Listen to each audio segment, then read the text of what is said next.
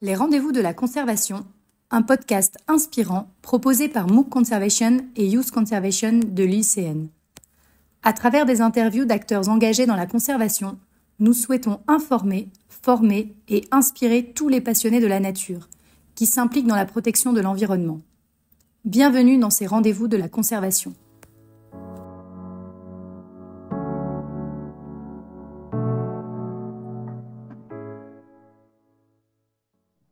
Bonjour Joséa, je suis ravie de vous recevoir aujourd'hui pour un nouvel épisode de notre podcast Les rendez-vous de la conservation. Joséa Dossou-Bojrenou, vous êtes le président de l'ONG Nature Tropicale depuis 1995, une ONG béninoise dont la mission est de promouvoir la conservation et l'utilisation rationnelle de la diversité biologique à travers l'information, l'éducation et la sensibilisation des différents acteurs. Alors aujourd'hui, avec Joséa, nous allons parler en particulier de la protection des tortues marines. Joséa, tout d'abord, je vais vous laisser la parole. Est-ce que vous pourriez vous présenter et nous parler de votre organisation ainsi que des actions que vous menez?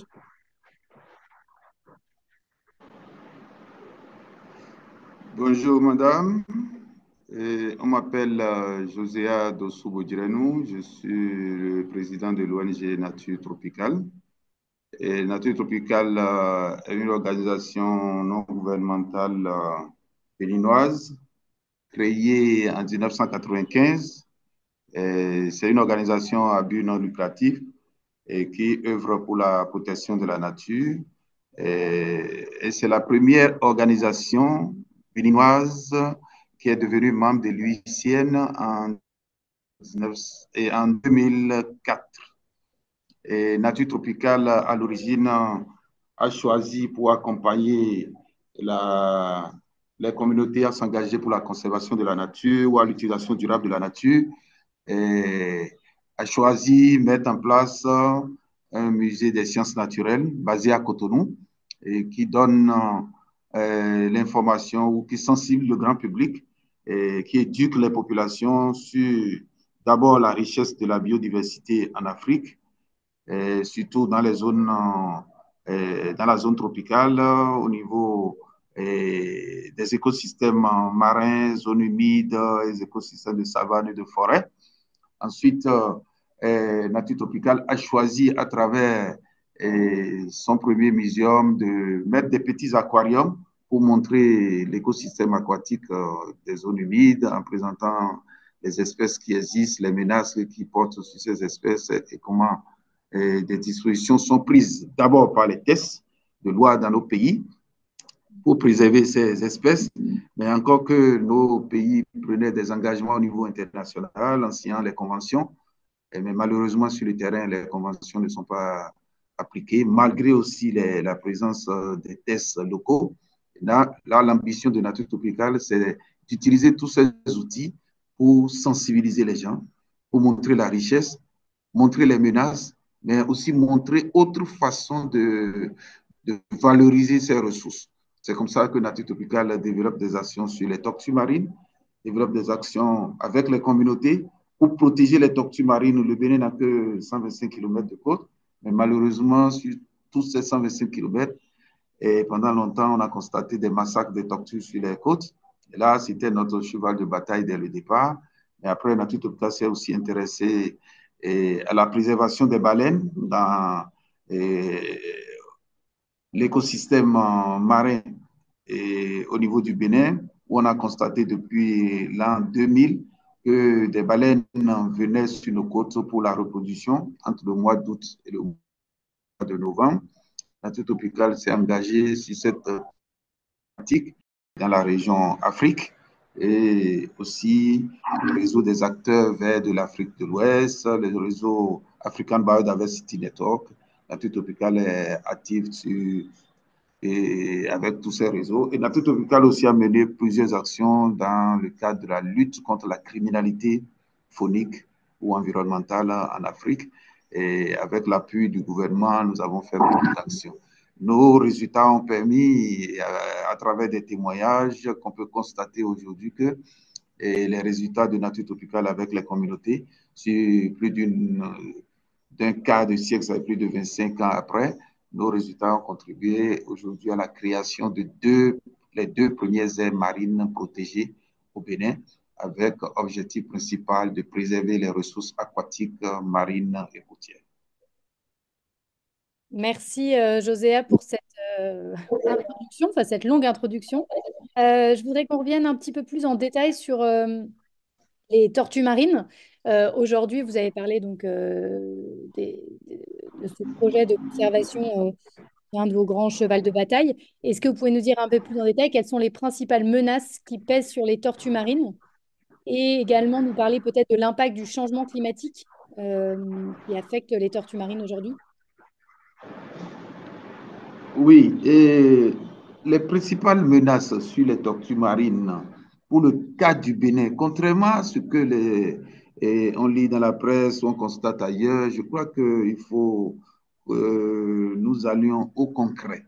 Les premières menaces sur les tortues marines dans le contexte du Bénin et aussi de la sous-région, c'est surtout les actions menées directement par l'homme. Premièrement, en raison du niveau de développement ou le niveau de pauvreté des populations, on constate qu'il y a beaucoup de massacres. Les tortues marines sont des espèces sans défense. Nous enregistrons la présence de 4 tortues marines au Bénin et les tortues sans défense viennent sur les plages. Nous avons 2 espèces. La tortue lutte, la plus grande des Mochelis coriacées, qui arrive sur les plages du Bénin et dans la sous-région pour pondre leurs œufs pendant la saison de ponte. Nous avons les tortues et olivates. C'est les 2 premières qu'on rencontre pour la ponte surtout chez nous. Mais nous avons aussi la tortue imbriquée et la tortue et, et il y a la tortue imbriquée, il y a la tortue verte qui est présente proche de la côte, mais qui ne pond pas au Bénin. Mais ce qui les menace surtout, c'est les captures. Ce n'est pas seulement accidentel, mais les captures pour la consommation. Les populations attrapent ces tortues pour consommer. Et pendant la période de ponte où les tortues viennent facilement sur les plages, les tortues sont capturées, consommées par les populations, ce qui n'est pas normal.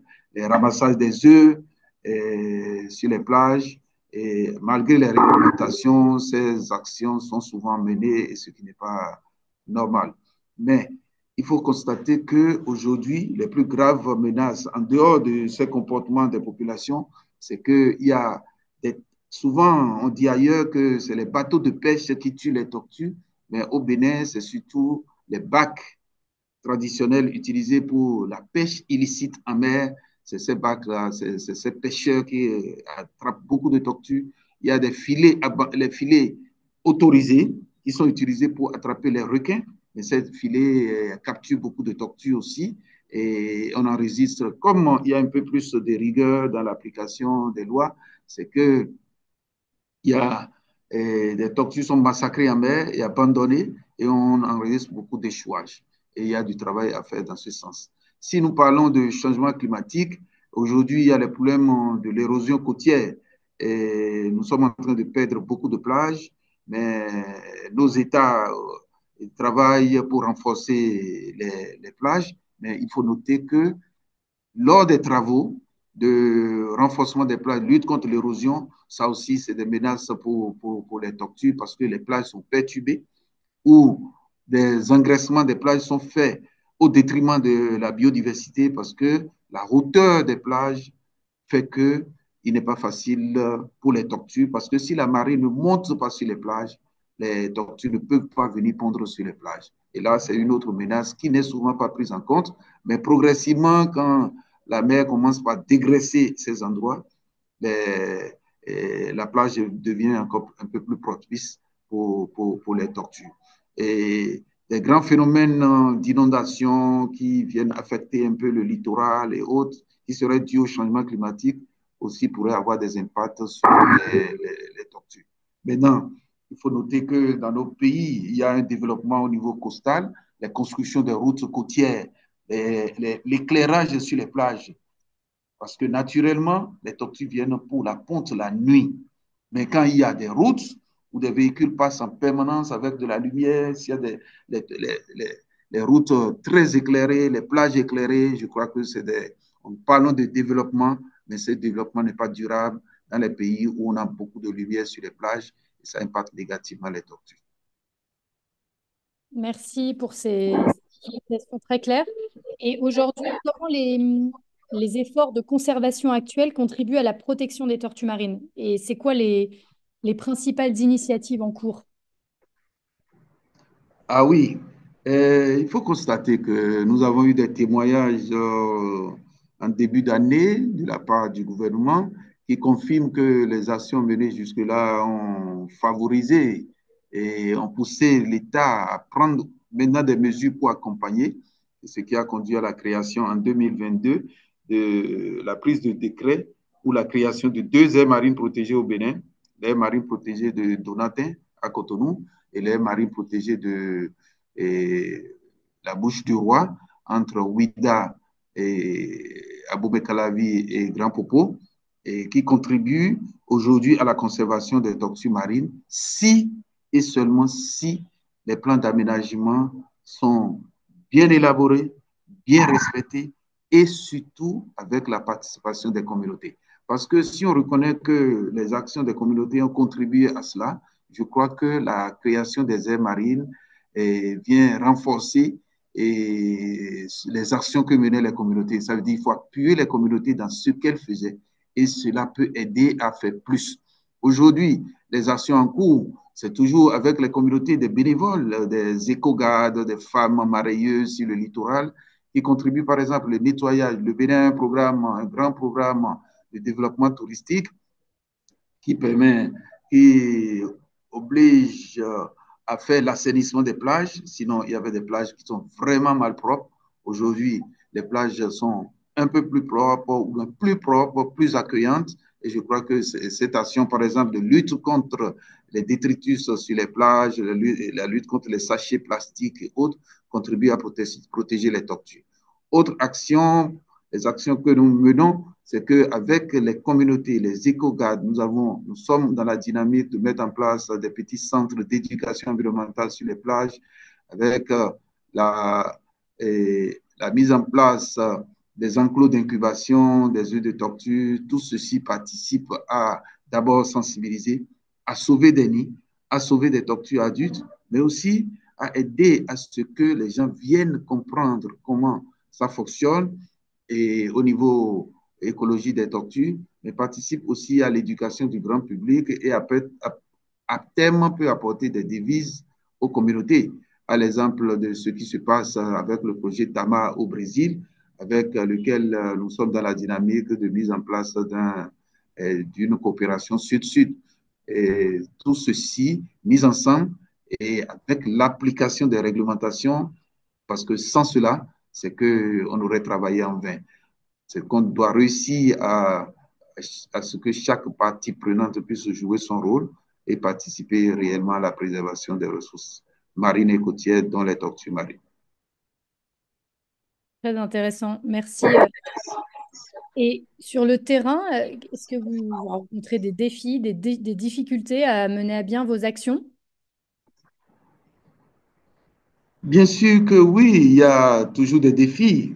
Vous voyez, il y a des idées que les gens dans le contexte béninois sont considérées comme nouvelles ou même douteuses. On n'y croit pas beaucoup et autres.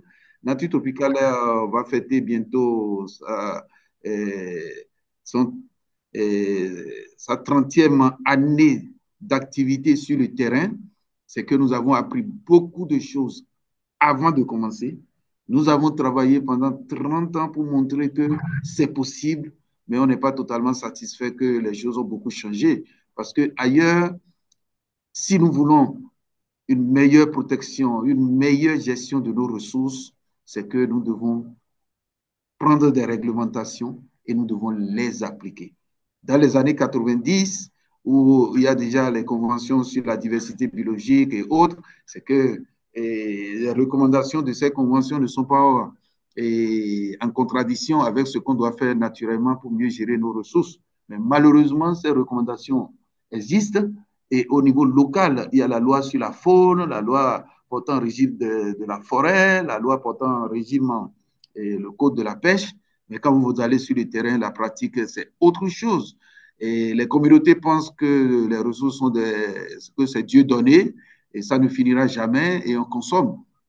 Et là, ce qu'on rencontre comme défi, c'est la conscience environnementale, aussi bien des communautés à la base, mais aussi des autorités. Parce que s'il n'y a pas cette conscience, nous pouvons avoir les tests, on les applique dans la journée, mais la nuit, on fait le contraire. Et quand la ressource disparaît, on va chercher et en pensant ailleurs qu'on peut trouver les moyens pour réussir, ce qui n'est pas possible. C'est pour cela que il y a ce défi d'amener les gens à cette conscience, mais il y a aussi un défi à relever, trouver les moyens pour mettre en œuvre les politiques que nous adoptons. Au même moment que nous voulons protéger les tortues, par exemple, il faut dédommager les pêcheurs quand leurs moyens d'existence sont endommagés, quand les filets sont endommagés. Il faut qu'on trouve les moyens pour le faire. Il faut trouver les moyens pour installer des centres d'éducation environnementale. Il faut inviter les gens à voir et faire des visites d'échange avec d'autres pays où les résultats sont meilleurs. Par exemple, pour la coopération avec le Brésil, par exemple, trouver les moyens pour que des gens puissent voir ce que le Brésil a fait de l'autre côté de l'Atlantique pour préserver ses ressources et en même temps participer au développement local. Je crois qu'il y a des choses à faire dans notre pays pour qu'on puisse atteindre un minimum qui permet en même temps la conservation des ressources, mais aussi le développement local. Alors, vous avez un petit peu parlé précédemment, mais est-ce que vous pourriez nous parler plus en détail de vos différentes collaborations avec les organisations et le gouvernement, et en particulier le RAMPAO? Oui, et si nous avons réussi à mener des actions jusque-là, je crois qu'il y a beaucoup d'engagement, beaucoup de volonté, beaucoup de sacrifices. Mais nous ne pouvons pas occulter les relations avec différents partenaires qui nous ont soutenus jusque-là. Nous pouvons reconnaître, par exemple, nos actions depuis les années 2000, c'est surtout avec l'IUCN en Pays-Bas, dans le cadre de l'accord sur le développement durable, où et nous avons reçu des appuis techniques, financiers, échanges d'expériences avec le Costa Rica, par exemple, pour la protection des tortues marines. Nous avons travaillé avec d'autres acteurs comme CBIOS. CBIOS, un organisme belge qui travaille dans la sensibilisation, l'information pour la mise en œuvre de la Convention sur la diversité biologique, surtout le volet éducation, sensibilisation. Nous avons travaillé avec UICN UICN et le secrétariat et UICN PACO, le programme régional. Et ces dernières années, ces 2, 3 dernières années, nous avons beaucoup travaillé avec RAMPAO. RAMPAO, le réseau des aires marines protégées de l'Afrique de l'Ouest, avec qui nous avons une bonne collaboration et nous profitons des expériences, des échanges d'expériences avec RAMPAO qui continue d'appuyer, qui vient d'appuyer le Bénin pour l'élaboration du diagnostic sur les marines protégées de Donatin, par exemple, et appuie aussi les marines protégées de la Bouche du Roi. Et surtout dans la mise en place des outils de gestion. Et notre rôle, c'est qu'on accompagne les bénéficiaires, surtout l'État béninois, à prendre en compte les communautés qui ont beaucoup contribué à la, à la création de cette aire et que la gestion de l'air puisse contribuer à améliorer leurs moyens d'existence. Et au niveau du gouvernement béninois, nous travaillons avec le SINAGREF, le Centre béninois pour la gestion des réserves de faune, la Direction générale des eaux, forêts et chasse, qui a aujourd'hui un département spécialisé sur la protection du littoral. Et aussi avec, on n'imagine pas souvent, il y a la police fluviale, la brigade de protection du littoral et de la lutte contre les pollutions, la police républicaine, parce que dans nos villages, quand il y a des conflits avec les populations pour gérer ces espèces qui viennent naturellement pondre et attraper par des populations, c'est qu'il faut que qui est l'intervention de l'autorité, et aussi dans le cadre de la lutte contre la criminalité phonique. Et ces différents acteurs contribuent. Et nous sommes aujourd'hui en train de travailler aussi avec la justice béninoise, parce qu'il ne sert à rien qu'on ait des tests et que personne ne respecte et qu'on pense au développement durable. Ça ne marche nulle part.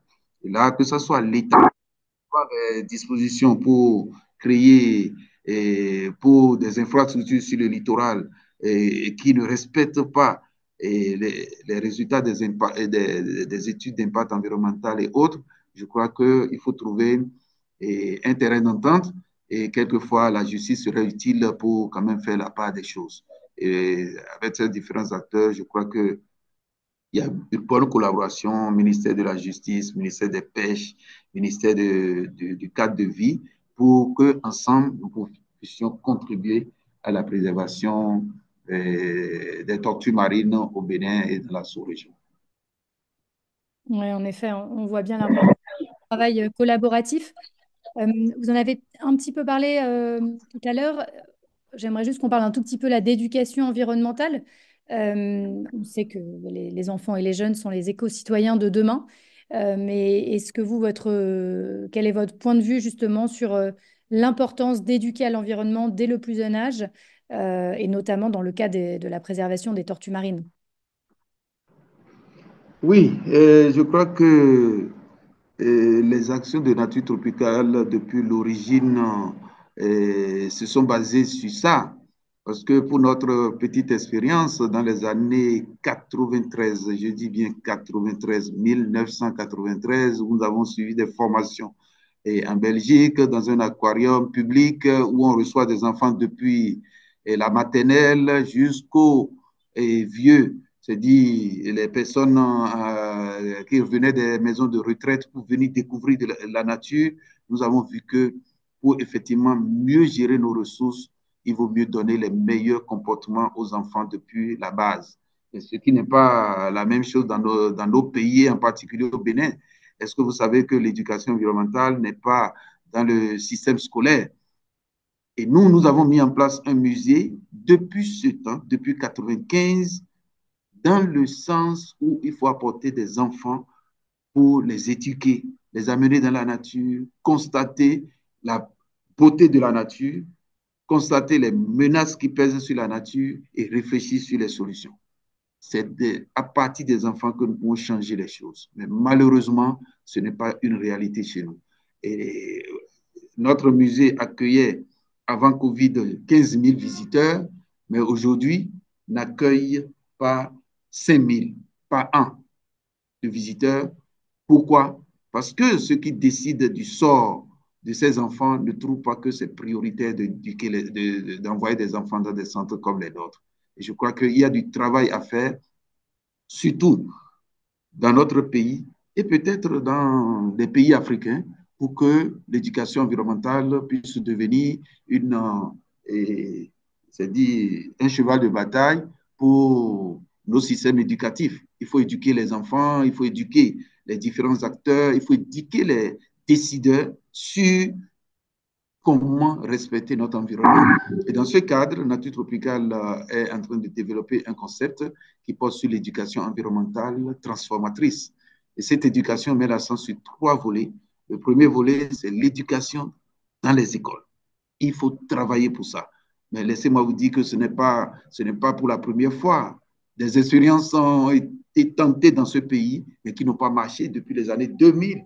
Même avec l'administration publique, l'Agence béninoise pour l'environnement n'a pas pu intégrer l'éducation environnementale dans le système scolaire, malgré que cette agence ait trouvé des gros moyens pour élaborer des documents qui n'ont servi à rien. Maintenant, il faut encourager les dispositifs qui existent. Il y a des expériences en cours, des écoles où des ONG vont intervenir, où des mairies autorisent. Il faut encourager ces initiatives pour que l'éducation environnementale se passe dans des écoles, si on ne réussit pas au niveau officiel, mais qu'on réussit au niveau des actions que mènent des ONG. Ça, c'est le deuxième volet que nous appelons éducation informelle. Mais il y a l'éducation non formelle. Nous travaillons sur ça. C'est que l'éducation environnementale doit aller avec la foi. Parce que la nature est créée par un tout-puissant et l'homme a l'intérêt à préserver. Ça veut dire qu'il faut lier un peu la foi de tous les acteurs des humains avec la préservation de la nature. Ils ne sont pas les premiers à l'expérimenter. Comment nos parents ont préservé les forêts en utilisant le sacré, comment dans plusieurs régions, il y a des interdits sur l'utilisation des ressources. Quand vous allez au Ghana, par exemple, les tortues sont sacrées dans la région Ada. Il y a une explication autour de ça et ça participe à la conservation. Je crois que tous ces volets mis ensemble, les ressources naturelles et en particulier les tortues marines peuvent être mieux protégées et sur nos côtes. Merci beaucoup, Josua. Nous arrivons au terme de notre entretien. Est-ce que vous auriez un message à transmettre à nos auditeurs concernant l'importance de protéger les tortues marines et plus globalement la biodiversité et de s'engager surtout dans des actions de conservation? Oui, et mon message à vos auditeurs, surtout, nul ne doit se sentir être en dehors du message de la conservation, parce que l'homme ne peut pas vivre sans la nature, mais la nature peut vivre sans nous. La preuve, pendant la période de Covid, où ce petit virus a pu mettre tout le monde au pas, la nature a commencé par se reconstituer à plusieurs endroits. Il y a eu beaucoup de témoignages. Ça veut dire que l'homme doit apprendre à vivre en harmonie avec la nature. Ça veut dire que nous devons, autant que nous sommes, chercher à comprendre quel est le phénomène environnemental qui se passe proche de nous et qui est menacé, parce que vos éditeurs ne sont pas tous ceux qui seront en contact direct avec les tortues, mais dans leur milieu naturel, il y a un problème environnemental qui se pose. Il faut chercher à comprendre et chercher à voir quelle contribution on peut apporter. Les discours ne changeront absolument rien. Quel que soit le niveau où on les passe, il est important que l'on agisse localement pour changer le monde, pour préserver mieux la biodiversité, exploiter durablement la biodiversité. Il faut que chacun s'engage. Je vous remercie. C'est moi qui vous remercie, Joséa, pour votre temps et ce précieux témoignage qui, je l'espère, saura inspirer nos auditeurs. Merci encore et à bientôt. Merci beaucoup. Nous arrivons à la fin de notre épisode. Merci pour votre écoute et à très bientôt pour d'autres témoignages inspirants d'acteurs engagés dans la conservation de la nature.